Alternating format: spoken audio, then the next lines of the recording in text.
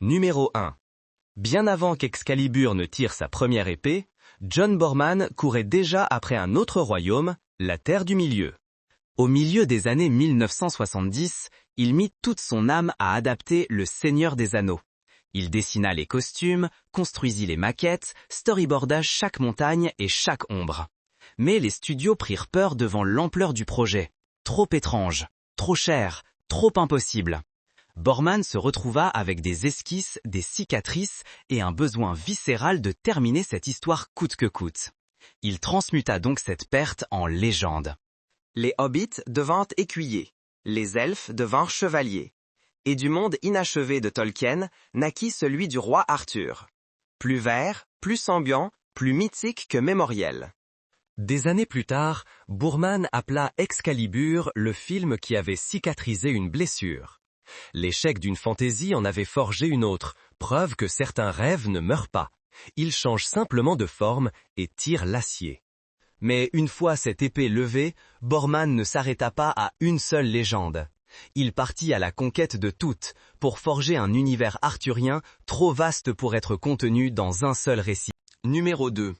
John Boorman n'a pas simplement réalisé Excalibur. Il a tenté de capturer le battement de cœur entier du mythe arthurien.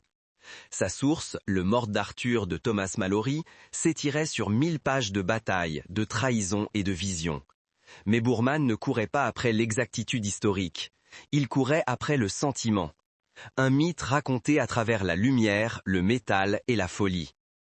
Boorman ne recherchait pas la précision, il traquait l'émotion. Un mythe conté par la lumière, le métal et la démence. Il a découpé les siècles en éclats, mélangeant les époques jusqu'à ce que le rêve et l'histoire se mettent à saigner l'un dans l'autre. Un instant, un enfant arrache une épée à la pierre. L'instant d'après, un royaume s'effondre en ruines. Les critiques ont parlé de confusion. Boorman, lui, parlait de vérité. Pour lui, la légende n'était pas linéaire.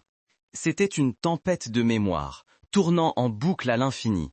Ce qui est né n'était plus vraiment un film, mais une hallucination. Les forêts irradiaient d'une lueur surnaturelle, les armures scintillaient, et la prophétie flottait dans chaque souffle. Excalibur ne racontait pas l'histoire d'Arthur. Il l'invoquait, brute, fragmentée, vivante, exactement comme le mythe lui-même refusait de tenir dans un seul cadre. Numéro 3. La fabrication d'Excalibur fut une bataille digne de sa propre légende. Tourné à travers les collines irlandaises détrempées par la brume et les châteaux en ruine, le tournage fut un chaos dès le premier clap. La pluie tomba sans discontinuer pendant des semaines. Les armures rouillaient en une seule nuit. Les chevaux glissaient dans la boue. Les acteurs grelottaient sous 60 livres d'acier, leur souffle embuant l'intérieur des casques, tandis que les membres de l'équipe hurlaient à travers le brouillard rien que pour trouver leur marque. John Boorman exigeait le réalisme, pas de raccourcis, pas de confort, pas de pitié. Les prises de vue à l'aube s'étiraient jusqu'à la nuit tombée. Les caméras se bloquaient à cause de l'humidité. Des scènes entières disparaissaient sous un brouillard soudain. Mais ce qui aurait dû être une catastrophe se transforma en révélation. Les nuages d'orage, l'épuisement, les bleus, tout cela s'infiltra dans l'âme du film. Quand le montage final vit le jour, cette misère s'était transmuée en beauté. Chaque goutte de pluie, chaque reflet du métal, chaque écho dans la brume semblait gagner de haute lutte. Excalibur n'a pas simplement été filmé dans le chaos, il a été forgé par lui. Et c'est dans cette lutte qu'il a trouvé sa puissance mythique. Numéro 4. Excalibur est le genre de folie qui persiste. Tourné dans les forêts ruisselantes d'Irlande, il brille comme un rêve et blesse comme un cauchemar. Les critiques n'arrivaient pas à décider s'il s'agissait de génie ou de délire. Pauline Kael l'a qualifié d'intégrité folle, et elle avait raison. Chaque scène semble une prophétie. Des nuits qui luisent comme des fantômes, du sang qui brille comme des joyaux, la frontière entre le divin et le condamné s'effondrant à chaque coup d'épée. Boorman n'a pas réalisé un film, il a conjuré une vision trop sauvage pour la raison, trop belle pour l'ordre.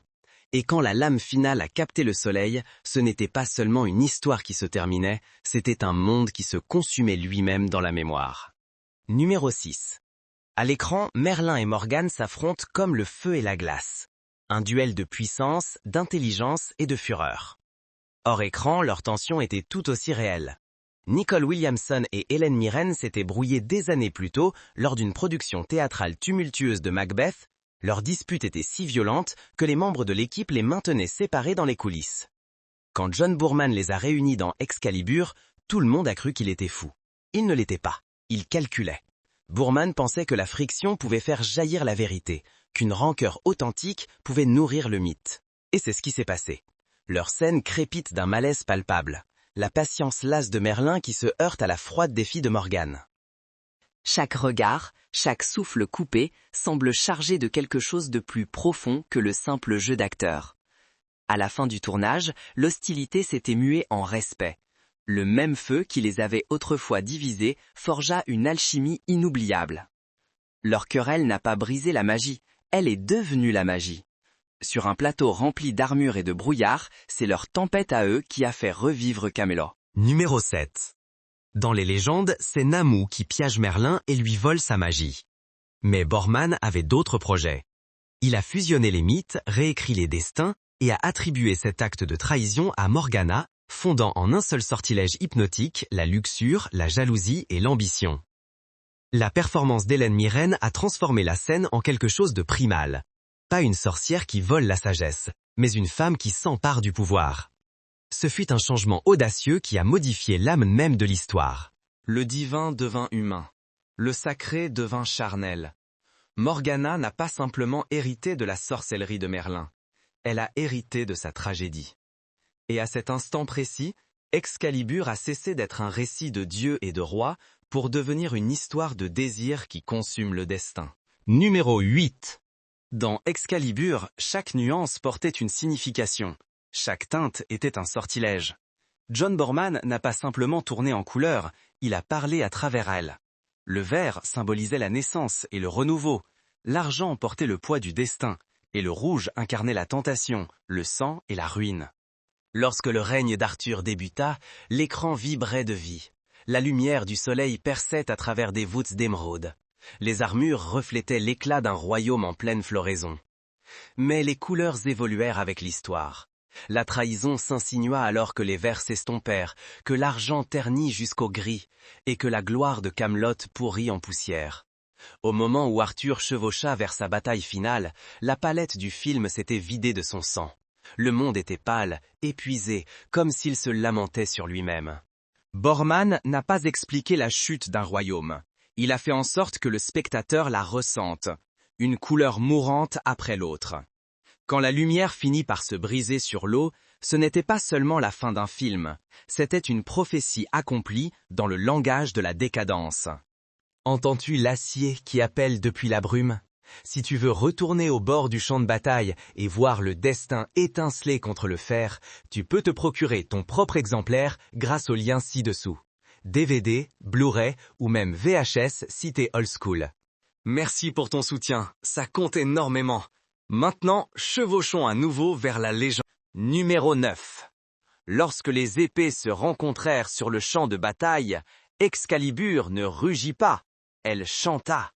Boorman rejeta l'idée d'une partition classique conventionnelle. Il tissa plutôt Tristan und Isolde de Wagner et Or Fortuna d'Orff dans les compositions originales de Trevor Jones. Le résultat fut une guerre opératique, un paysage sonore qui rendait le combat sacré et la mort inéluctable. Chaque choc devint cérémonie. Les trompettes annonçaient le destin. Les tambours roulaient comme le tonnerre.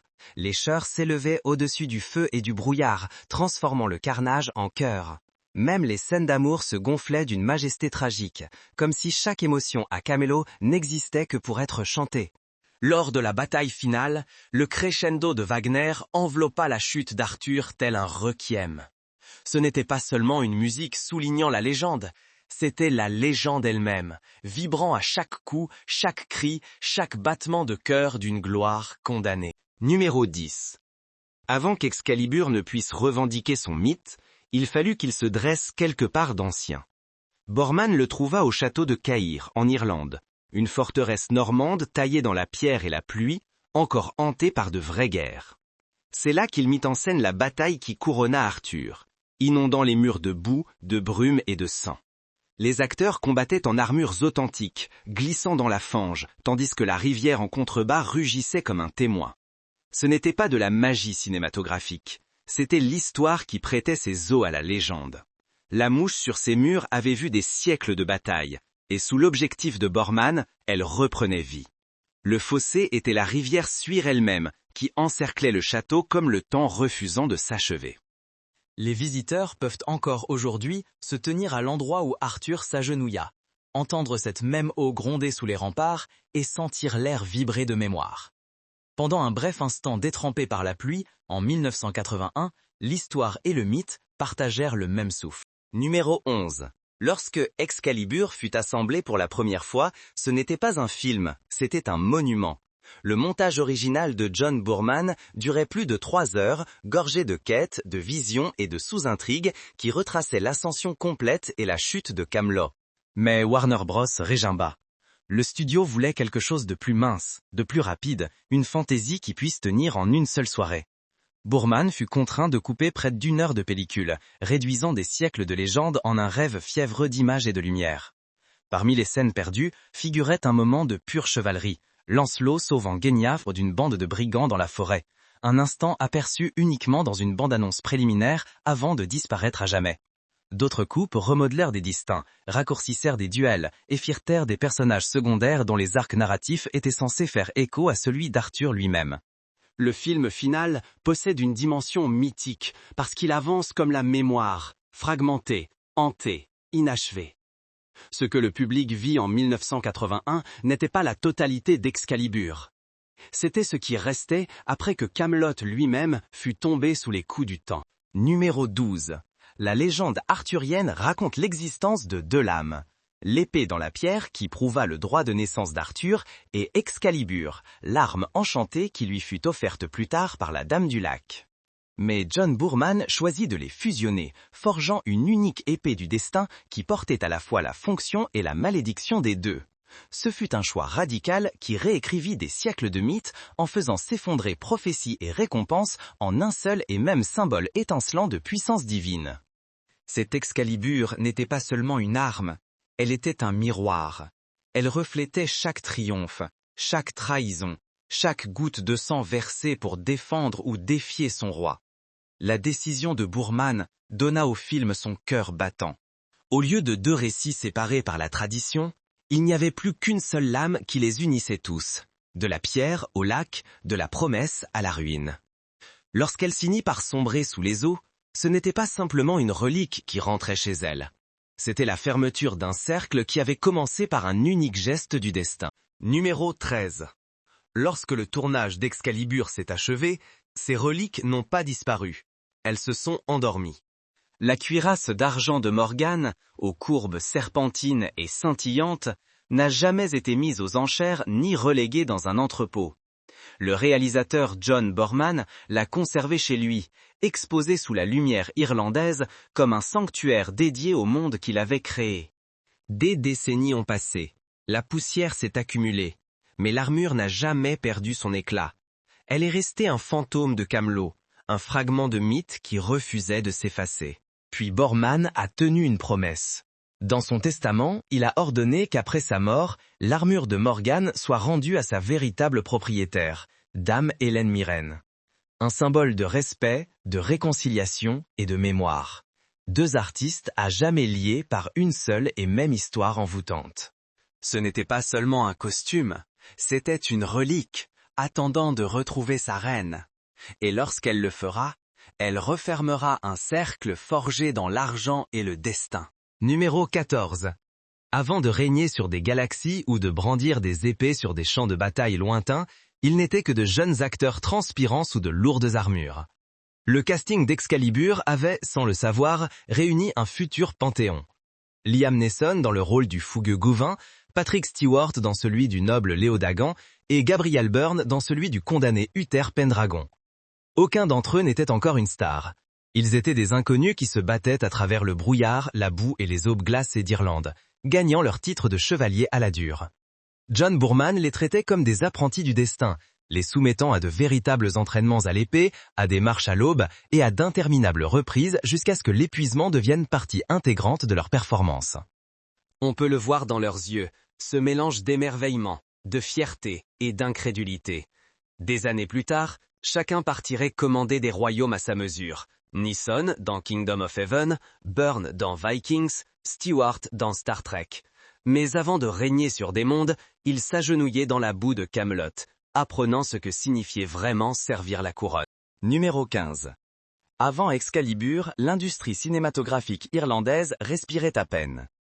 Des décennies de troubles politiques et de financement rarissimes avaient chassé la plupart des productions à l'étranger. Mais lorsque John Boorman a ramené son épopée arthurienne sur le sol irlandais, il n'a pas simplement tourné un film, il a déclenché une renaissance. Des centaines de techniciens, artisans et figurants locaux ont investi les forêts, les châteaux et les ateliers. Les armures ont été forgées à Dublin, les chevaux venaient de Kildare, chaque goutte de brume et chaque rayon de soleil à l'écran était irlandais. Et soudain, le monde entier regardait. Cette dynamique ne s'est pas essoufflée. Le succès d'Excalibur a ramené les studios en Irlande, ouvrant la voie à Braveheart, King Arthur et à l'explosion du cinéma irlandais qui a suivi. Malgré tous ces chevaliers et ces prophéties, la véritable magie du film était d'ordre pratique. Il a redonné à un pays son pouce cinématographique. Camelot a beau être tombé à l'écran, derrière la caméra, l'Irlande venait juste de se relever. Numéro 16. Personne ne s'attendait à ce qu'Excalibur triomphe. C'était une œuvre sanglante, opératique et bien trop étrange pour le grand public. Un rêve fiévreux de chevalier et de folie. Pourtant, lorsqu'il sortit en 1981, le bouche à oreille se propagea comme une traînée de poudre. Les gens affluèrent pour voir les armures qui brillaient comme du verre, la violence qui ressemblait à un rituel et le mythe qui pulsait d'une émotion brute. Tourné pour 11 millions de dollars, il rapporta plus de 34 millions dans le monde. Un succès surprise né du chaos. Les critiques furent divisées, mais les artistes furent sidérés. Dans les festivals, il remporta le prix de la meilleure contribution artistique. Sa photographie décrocha des nominations aux Oscars et aux BAFTA pour avoir su capturer ce que les critiques appelèrent l'éclat de la légende. Le public ne s'est pas contenté de regarder Excalibur, il s'y est abandonné. Le film n'était pas poli, mais il était puissant.